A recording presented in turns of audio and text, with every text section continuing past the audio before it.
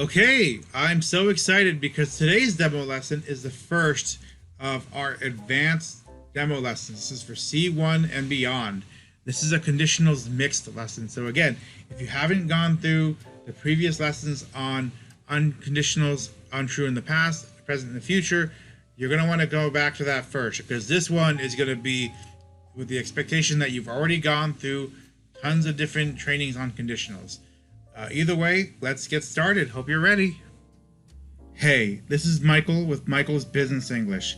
For those of you who don't know me, my name is Michael Rincon. I'm a former six-figure data analyst turned ESL instructor and career coach. I support English language learners improve their career development through communications and language training. If you're new here, on this channel we talk about business English, communications, and career development. So if that's something you're interested in, make sure you like and subscribe, and all the links mentioned in this video will be found in the description box below. Okay, welcome to today's demo lesson on mixed conditionals. Right, so we're going to talk about, this is a C1 lesson by the way, so this is pretty advanced. We're going to talk about how to talk about regrets, how to introduce the zero conditional, and to provide further practice for all conditionals and introduce the mixed form of conditionals. So we have already talked about some of these conditionals already in some of the demo lessons in the past. So just keep in mind, a zero conditional uses present simple in the if clause and the result clause, and in most cases we can use when instead of if. We use it for things that are always true. Water boils when you heat it. A mixed conditional is where the if clause and result clause relate to different times. This lesson starts with a review of the first, second, and third conditional. You can use this as a warm-up to see if your student's even ready for this lesson, right? So when you're ready, let's continue. So regrets. If you regret something, you feel sorry, disappointed, or distressed about it, right? So if you read this paragraph, let's read it together. Sarah was a dentist. She always worked hard and she worked long hours. Unfortunately, she always missed her son's football matches and his son's music concerts. She thinks that she worked too hard when he was a child. She knows she is an excellent mother, but she feels sad that she didn't spend more time with her son when he was younger. So what do you think Sarah regrets? And do you have any regrets? This is a warm-up to challenge you to see, get you thinking.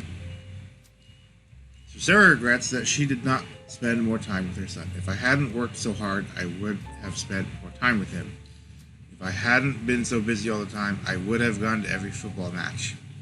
We use the third conditional to express regrets. Regrets are a feeling about the past that we cannot change. Let's keep going. So here's some exercises for you to do. If I follow my dream, I blank become a painter. Right, so how do we do conditional for regrets? If we do this, remember it's in the past, right? So let's work through this together. So how do we use the word follow, but in the past? So remember past tense? If I had followed. Back to conditionals. Does that make sense? If I had followed, going back to what we've been studying so far. So what will be this one? I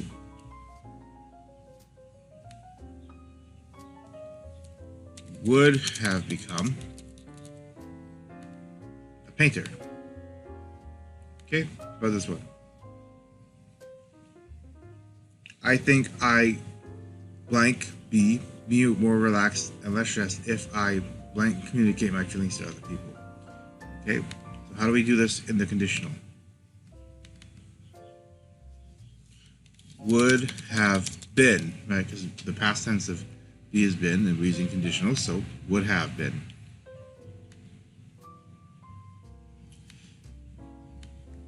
Less stress if I had blank communicate, right? So what's this one? Had communicated. Okay, let's keep going. So this one's a test to see if you can remember the first, second, and third conditionals.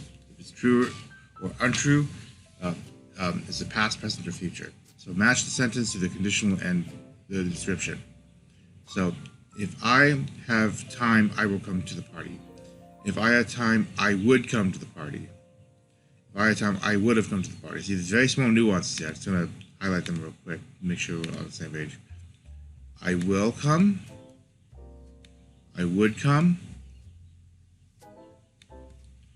I would have come. Oh. Yeah, but I hope you got that, made that clear, right? So the big thing here is the will. Right? The will, the results clause, right? So would have. So now we've got the three conditionals. We've got third conditional, which is an untrue situation in the past. The first conditional, which is an untrue situation in the present or future.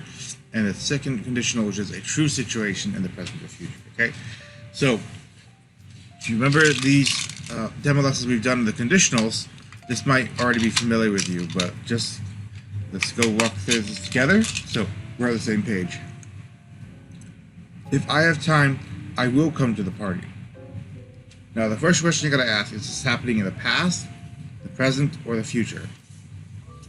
If I have time, I will come to the party. So what is will? Is that past, present, or future?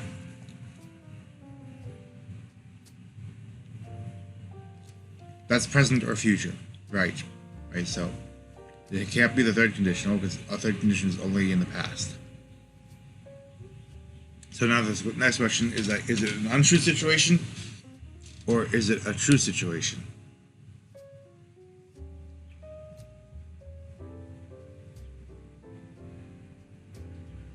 If I have time, sorry, let's think of it out. See, have, this is had. If I have time, therefore it's second condition, it's true. Because it hasn't been determined yet. This is true. If I had time, I would come to the party. So is this the question we got to ask? Is this in the past or is it in the present or the future?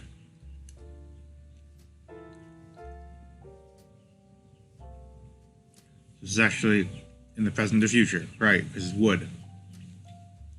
Would goes back to things like availability and possibility. So that we did a demo lesson about that before. You might want to check that one out. So now the question is it true or untrue? It's untrue because it's not true that you don't have time. Right? If I had time, I would come, but you don't have time. So because you don't have time, it's considered untrue. So the third one, that's pretty clear, but let's just go through it anyway. If I'd had time, I would have come to the party. So is this in the past, present, or the future?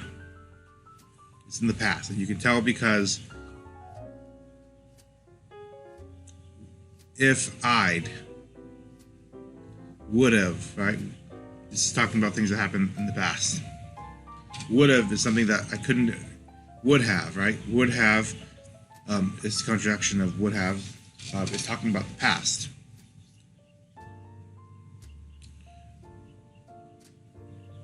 Versus would come. Would come is talking about the present or the future. So this has to be in the past. If I had time, which means you didn't have time, means it's untrue. So therefore, it's untrue. Because you didn't have time in the past. That's why it's untrue. Okay? Let's look at this again. So here's a quick review of the first, second, and third conditional. True or untrue, past, present, and future, right? So the first conditional, the if clause is always if plus present simple, and the result clause will be will or present simple, like can, could, should. The second conditional is if plus past simple, and it's like would, could, might. It's untrue, right? Remember the difference between these is like, if I can, I will. This is like untrue because it's not possible. I would go, I could go, I might go, but it's not sure yet. It's not clear. There's no confidence. There's no way to know for sure. The third is if plus past perfect, right? So would have come, could have come, might have come, right? So if plus tense plus will, would, present simple modal plus verb tense, right? Verb 1, 2, 3.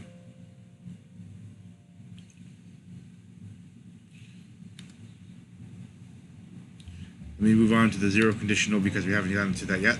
So if you were talking about habitual activity or situation or established fact or general truth, we also call this the zero conditional because it's always true.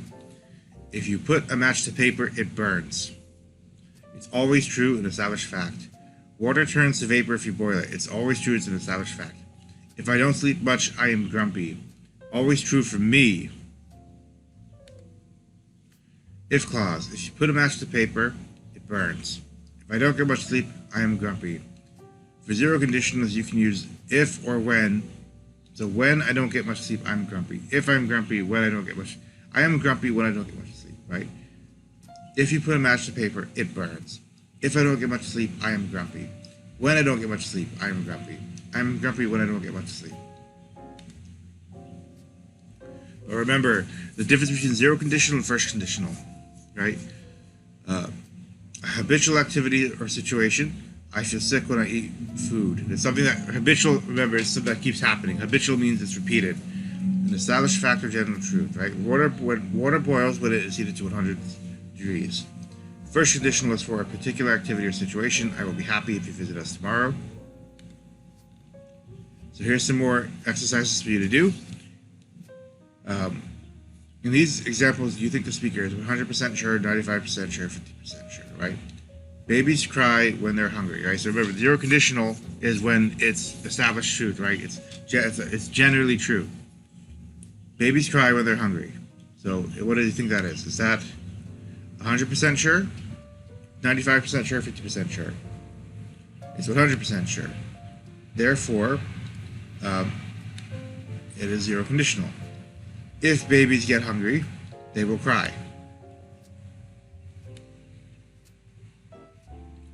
That's 95% sure. Good. So because it's not 100% certain, it's not a habitual activity, it's not guaranteed truth, it's an if, it is not zero conditional, it's first conditional. If babies get hungry, they might cry. Right, so which one is this one? Second conditional. Right, good. Because remember, it's if plus this clause, right? So might, could, would, right? Let me go back real quick to show you that.